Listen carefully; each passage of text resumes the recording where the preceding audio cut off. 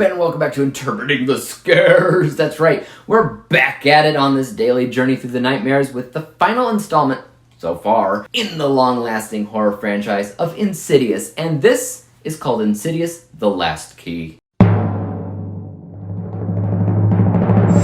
In the second prequel to the Insidious franchise, our favorite psychic Elise must travel to her childhood home to confront a terrifying demonic creature with keys in place of its hand. That's right, keys. What this demon wants. Is it more than Elise is willing to hand over to save the life of somebody else?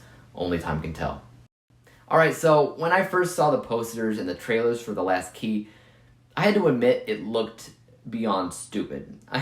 Not only was this franchise seemingly overstaying its welcome, but whoever thought up of a creature with keys for fingers just seemed to be on some kind of obscure drug. I don't know. I don't think I was far off there, because it is pretty dumb. There are certain things that I like about this film. I think the look of the creature in general is original, and honestly, it is kind of creepy and in line of what this entire franchise is all about. So there is that, and the fact that this entire saga has been centered on Elise was always something that I've always appreciated, since she is the heart of the series. And to have a film be this centered on her own life, on her upbringing, on what helped her become this legend that she is, it only makes sense on paper. However, The Last Key was one heck of a misstep in the franchise, and one that just seems overbearingly mediocre, forgettable, and a blend of tones that doesn't feel right anymore.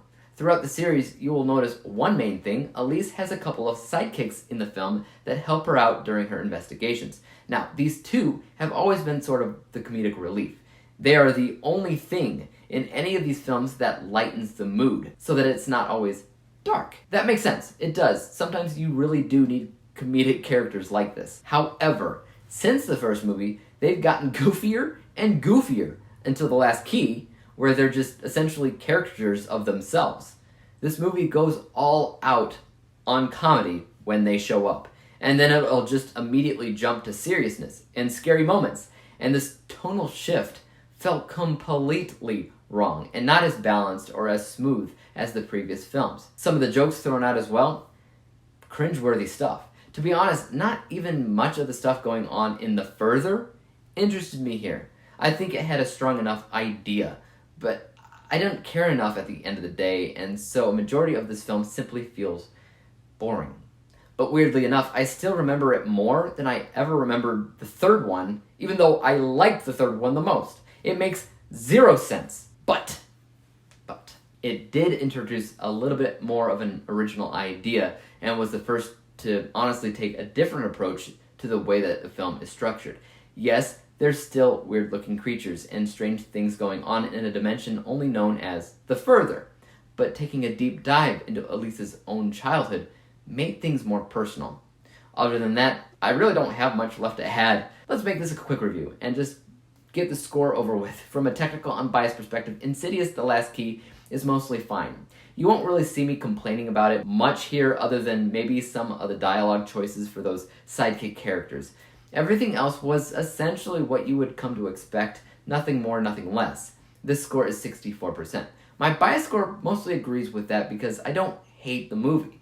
I find a lot of it boring, mediocre, and ultimately a misstep in the series, but there is things that I did like about it. Like I said, I like the look of the demon, which was technically pretty neat, for instance, and the focus on Elise's life in general made a ton of sense. I just didn't care for the delivery of much of anything else. My bias score is also 64%.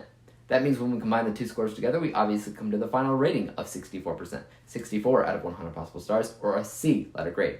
Guys, have you seen this fourth Insidious film, Insidious: The Last Key? If you have, let me know what you thought about it in the comments down below. And as for YouTube, you guys know what to do. Hit that like, subscribe button, and bell to be notified when I come out with my next review.